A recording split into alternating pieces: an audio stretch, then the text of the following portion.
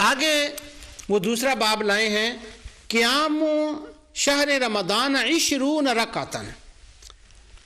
یعنی صلاۃ التراویح وہی سنہ مؤکدہ واول من سنہا رسول اللہ صلی اللہ علیہ وسلم قال ابو ہریرہ رسول اللہ صلی اللہ علیہ وسلم یرغب فی قیام رمضان،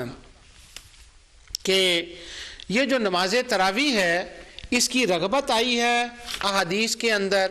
اور پڑھنی کتنی چاہیے اس کے اوپر بحث کی ہے انہوں نے امام ابن قدامہ نے، اور انہوں نے اپنا حنبلیوں کا یہ فیصلہ دیا ہے کہ یہ 20 رکعت تراویح پڑھنی چاہیے، 20 رکعت تراویح، 20 رکعتاً 20 رکعتاً 20 رکعتاً انہوں نے ابن قدامہ نے کہا۔ آگے وہ اقوال لائے ہیں دوسرے، کبھی تراویح پر بات ہوئی تو پھر میں باب پڑھوں گا۔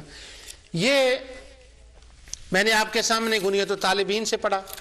کہ اگر کوئی کہے کہ یہ 20 تراویح کہاں لکھی ہے، یہ غوث پاک رضی اللہ تعالیٰ عنہ نے لکھا 20 تراویح پڑھیں، ابن قدامہ نے لکھا 20 تراویح پڑھیں، تو اس کا مطلب یہ ہوا کہ 20 تراویح پڑھنا بدعت یا ناجائز نہیں ہے، یہ جائز ہے، اور یہ ابن قدامہ نے اس کے اوپر بیان کیا۔